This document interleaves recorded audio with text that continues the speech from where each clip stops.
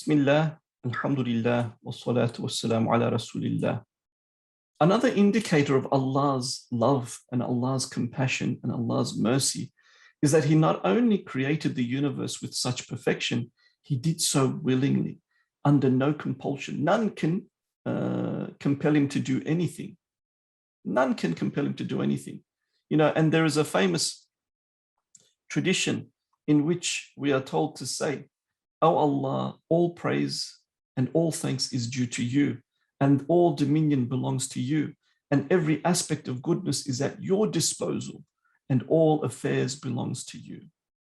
Rabb linguistically means the master or the one who has authority to lead, by extension also the one that would guide. And as we have studied in the previous classes, it can also imply the one who nurtures to maturity as well. So it has many different connotations to it, and we must understand it, therefore, in each context accordingly. Alhamd promotes, numerous degrees in its offer. When we make the proclamation, utilize, utter the words Alhamd.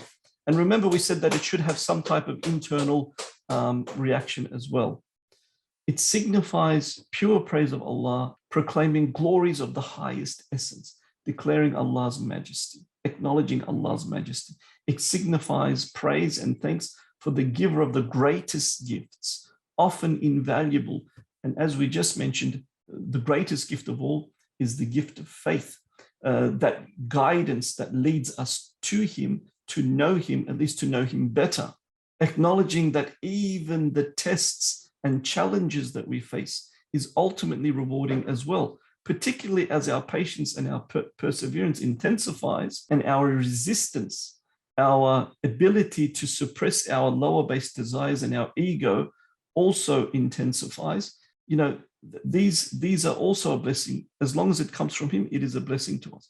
Lord of the worlds, Rabb of what? Al-Alameen. Anything, we come to a realization that anything other than Him is subject to Him, celestial, terrestrial, in this world or the next.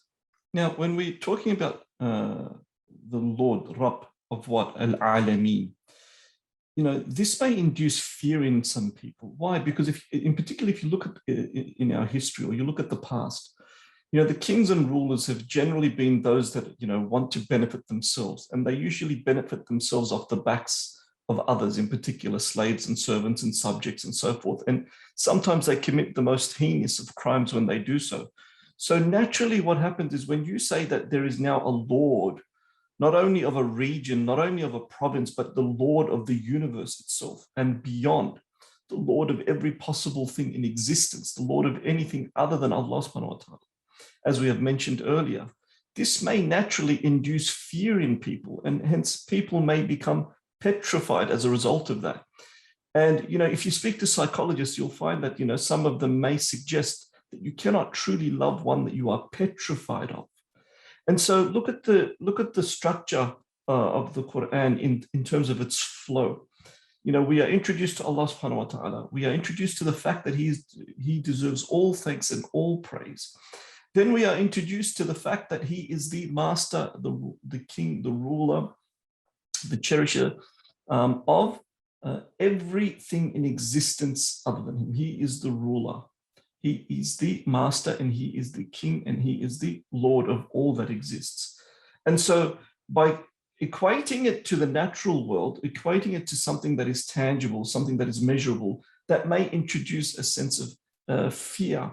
And then straight after, notice that Allah subhanahu wa ta'ala then says, Ar-Rahman Ar-Rahim, that He is the most gracious, the most merciful, in essence, also inclusive of the fact that He is overflowing with love, which we will get into in a moment. Thus, this fact is immediately followed by the fact that He is a Lord of what? Al-Alameen. And when this follows that statement, what it does is it naturally produces a sense of reassurance in the reader, reassurance in the servant that is reading this statement. So coupled together, that He is the absolute Lord and Master of the heavens and the earth and all that exists, coupled together with the fact that, but He is Ar-Rahman Ar-Rahim. He is the most gracious. He is the most beneficent, the most merciful, overflowing with love. It then sort of realigns fear in the sense that you are petrified to that which is more indicative of having awe and reverence of him, which then will produce, in addition, will produce a desire of him, a desire of him. This desire of him will infuse the heart of the servant with the love of Allah and the love of his messenger. That's not to say that fear should not exist, but that fear has to be accompanied with that love and that desire of him, turning it into awe and reverence and understanding that there are repercussions. Now, this love should inspire us to strive with utmost commitment. It is one of the greatest forms of motivation. Think of the people that you've loved on the dunya and how much you would go out of your way to do something for them, because it is that love that drives you to do whatever it is that we do for our loved ones. And, they return that love, and they also yearn and desire to do what they can for us as a result of that motivational drive, or that inspirational drive, I would say, that comes about as a result of loving one another. Now, what happens is that it is a motivational driver for us to do above and beyond what is the baseline requirement in order to illustrate that love, in order to please our guardian Lord. Now, failing that, if love of Allah subhanahu wa ta'ala and love for his messenger prevents you, and love for others for the sake of Allah subhanahu wa ta'ala, loving others for the sake of Allah, which is what should also drive you to do what you can for them as well. The Prophet ﷺ, he said that the mu'min to another mu'min is like the connecting elements of a foundation, or the foundation of the connecting elements that are the foundations of a structure. They support one another and they are a load balance for each other. And so what is going to make you bother with trying to help others that are in distress? What's going to drive you to help somebody that is bearing a great burden, load bearing? Like, look at the parable here. It's that love for one another for the sake of Allah. That love will drive you to do that. But failing that, if the love doesn't get us there, then we have to fall. The only thing that we can fall to at that time is fear of retribution. Fear of retribution for our complacency, for example, fear of retribution for the evil that we may be propagating, fear of retribution for the mischief that we may spread, the pain that we may cause others, or the suffering that we may cause others.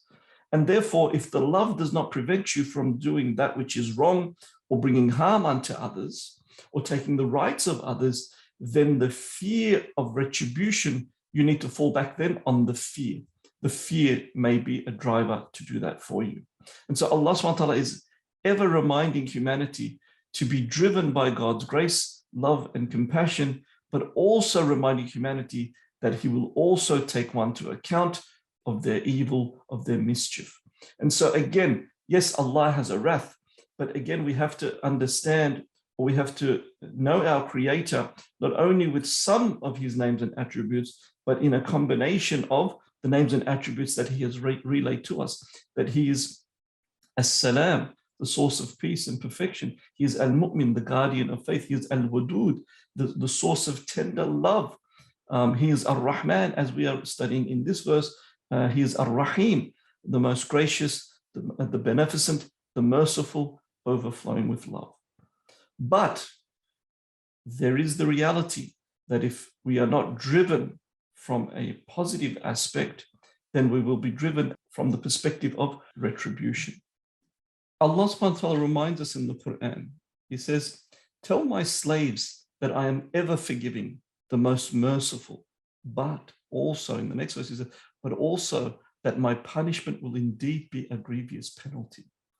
In another verse, Allah subhanahu wa ta'ala says, غَافِرِ الذَّنْبِ وَقَابِلِ التَّوْبِ, that he is the forgiver of sins and the acceptor of repentance. But then the verse continues, and Allah tells us he is severe in retribution, the possessor of abundance. So love and adoration of Allah subhanahu wa ta'ala should be that motivational, inspirational driver to remove that complacency so that you do good deeds, so that you do your utmost to please the one that you love most, so that you do your utmost not to displease the one that you love most. And this should be a driver. But know that failing that, the complacency, as a result of your complacency, if people are not helped, if people are suffering, if people are facing calamities and difficulties, so it's not just a matter of not doing harm unto others, but also there is a duty and a responsibility of the human being to do what they can in order to remove the sorrow from the sorrowful, remove the pain from the afflicted, and to help those in need as well. And by doing that, in essence, you are helping yourself spiritually. By doing that in the tangible physical dimension of space, you are benefiting yourself at a far greater level by God's grace and God's will, by benefiting your spiritual state, which is the everlasting state that will endure the confines of this realm of existence.